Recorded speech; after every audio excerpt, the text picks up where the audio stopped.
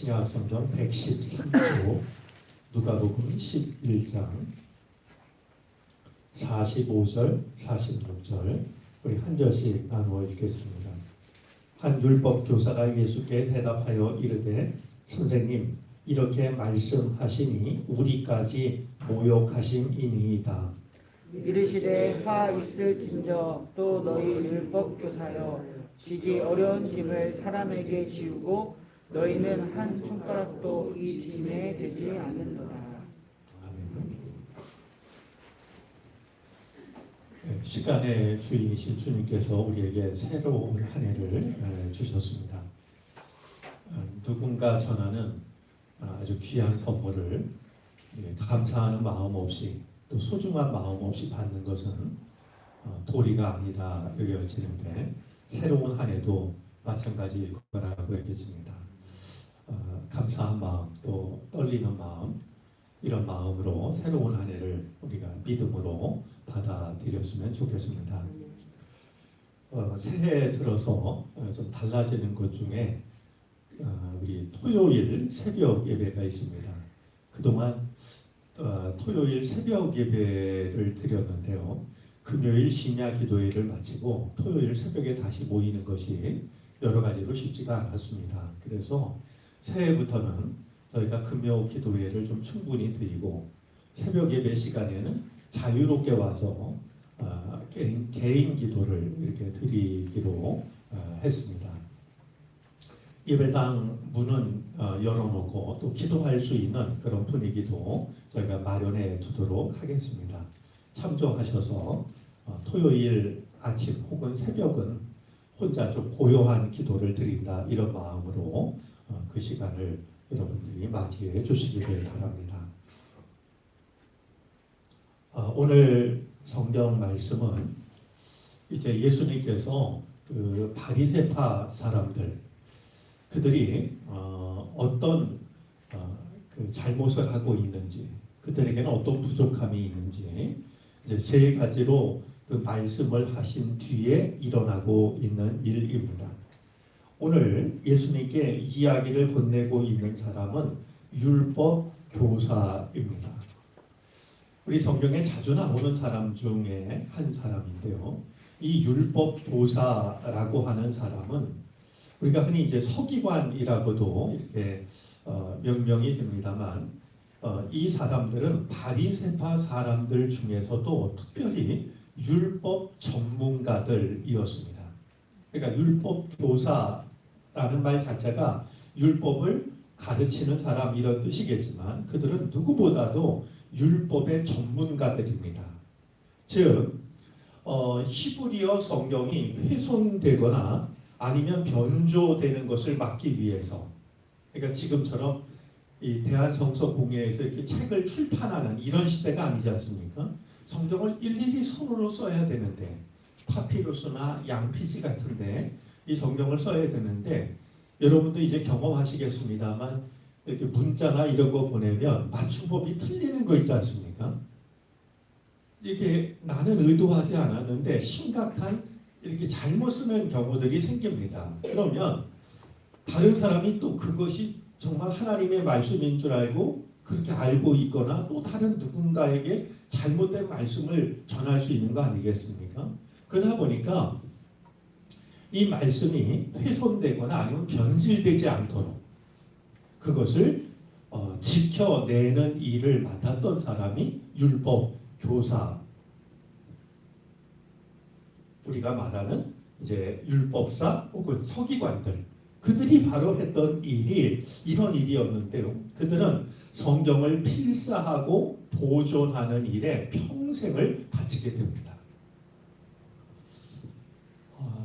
만약에 오늘날에도 그걸 직업이라는 말로 표현하기가 그렇지만 이것을 직업으로 이야기한다면 참 소중한 직업이겠다라는 생각을 하게 됩니다. 평생을 하나님의 말씀을 이렇게 옮겨 적고 보존하고 잘못된 것을 구분해내고 이런 일이었으니까 참 신앙으로 생각한다면 소중한 일이 아닐 수 없다라는 생각을 갖게 되죠. 자, 그들이 이런 일을 하다 보니까요, 그들에게는 두 가지 특징이 있습니다. 하나는 하나님의 말씀을 언제나 가까이 하며 살아갑니다. 그것이 그들의 삶이니까요. 또 하나는요, 그들이 하나님의 말씀을 늘 가까이 하며 살다 보니까 사람들이 하나님의 말씀에 대해서 질문을 합니다. 얼마나 많은 사람들이 질문을 했겠습니까? 제가 이런 말씀을 만났는데 이게 맞나요? 이 말씀의 뜻은 무엇인가요? 이 단어의 뜻은 무엇일까요? 얼마나 많은 질문을 받았겠습니까? 질문만 받은 것이 아니라 나름대로 존경도 받았던 사람들이 바로 율법 교사들이었습니다. 여러분들이 지금 제 설명을 들으면 누가 떠오르시는지요? 오늘날 이 율법 교사에 해당하는 사람들은 누구일까요? 가장 먼저 우리가 떠올릴 수 있는 사람은 저 신학교에 있는 아마 교수들일지도 모르겠습니다. 그들은 원어 하나하나를 살피고 그 뜻을 해석하고 또 우리에게 알려주니까 말이죠. 아마 그 다음 생각한다면 목회자들을 떠올릴 수 있지 않을까 생각합니다. 하나님의 말씀을 늘 묵상하고 또 그 말씀을 풀이해주는 일을 하니까 말이죠.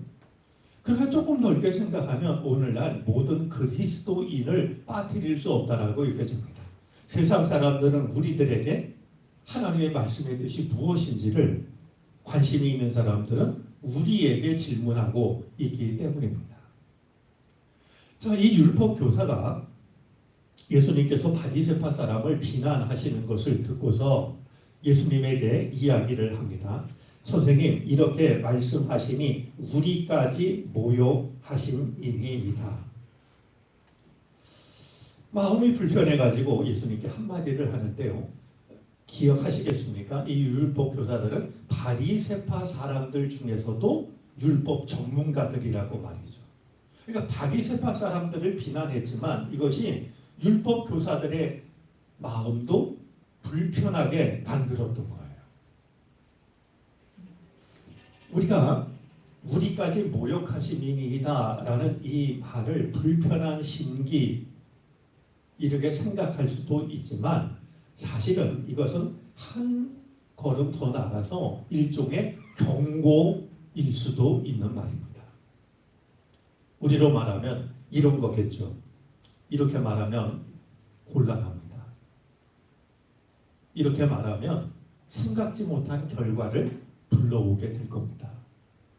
여러분, 이런 말은 이렇게 목소리를 낮춰서 말이죠. 점잖게 얘기하면 얘기할수록 더 이게 상대방에게 말이죠. 두려움을 주는 거 아니겠습니까?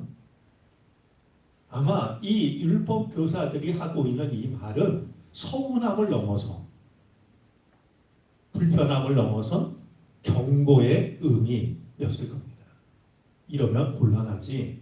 아마 이런 이제 뉘앙스가 담긴 말이었을 거라 생각이 드는 것입니다. 자, 그런데요. 이렇게 얘기하면 그들 생각에는 예수님이 움찔할 줄 알았을 겁니다. 아유, 내가 좀 말이 경솔했네요. 아니면 제가 원래 말하려고 했던 뜻은 그런 게 아닙니다.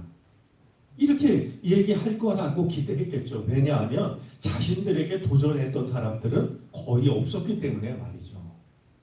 율법 전문가인데 누구라도 자신들의 말에 귀를 기울이고 말하면 아멘 했을지 몰라도 자신들의 말을 거스리는 경우는 거의 없었으니까 말이죠. 그들은 그러했을지 모르지만 예수님께서는 이 율법 교사들을 향해서도 화 있을진저 바리새파 사람들에게 했던 것처럼 똑같이 3번의 저주 선언을 하십니다. 오늘 그 첫 번째에 해당이 되는데요. 오늘 이 말씀을 나누기 전에 옛말 하나를 좀 떠올리고 싶습니다. 옛말 중에 선악이 개오사라는 말이 있습니다.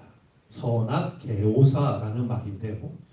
이 말의 뜻은 우리가 잘 알고 있는 것처럼 선과 악이 우리에겐 모두 다 스승이 된다 하는 말입니다. 선만 스승이 되는 게 아니라 누군가의 악도 우리에게 스승이 됩니다.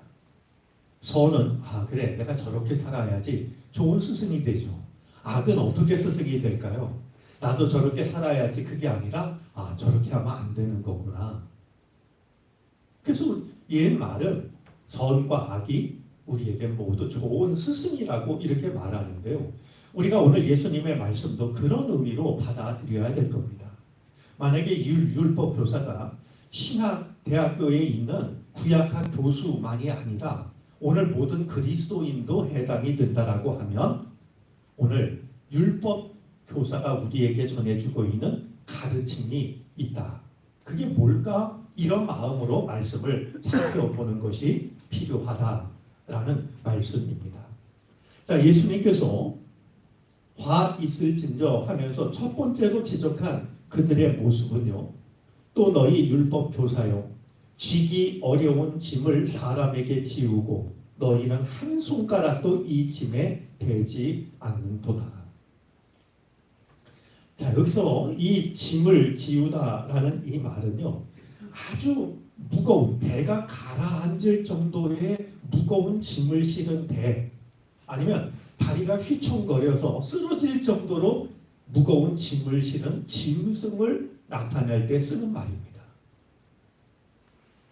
너희가 다른 사람들에게는 그들이 감당할 수 없을 만큼 무거운 짐을 지르고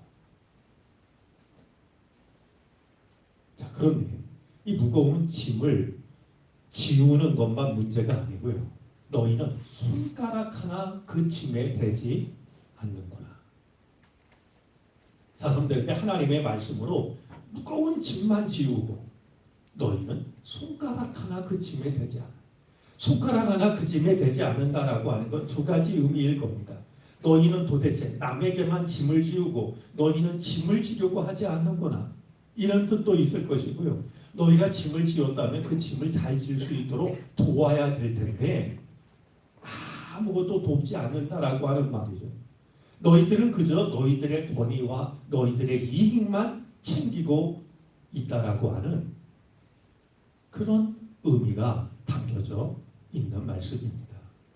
사람들에게 하나님의 말씀을 가르치면서 확인시켜주면서 무거운 짐을 지우는데 나는 그 짐에 손가락 하나 대지 않는 말이죠. 결국 이제 이 율법 교사들을 두고 어떤 분은 가학적 위선자 이런 표현을 했습니다. 가학적 위선자라.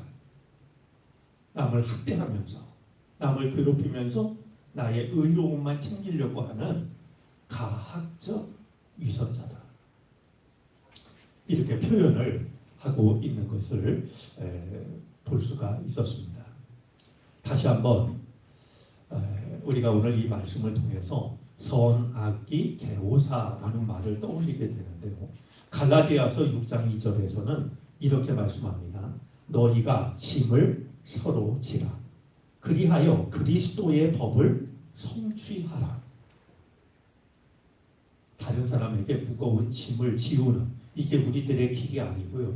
서로 무거운 짐을 나누어 지는 그때 그리스도의 법이 주님의 법이 이루어진다라고 성경은 우리에게 가르칩니다. 오늘 율법 교사들이 예수님께 받았던 비난이 행여라도 우리의 삶 속에 우리의 믿음 속에 자리 잡지 않았으면 좋겠습니다. 짐을 지우는 사람이 아니라 짐을 함께 지며 살아갈 수 있는 그것이 우리의 삶이 되어질 수 있었으면 좋겠습니다. 기도하겠습니다.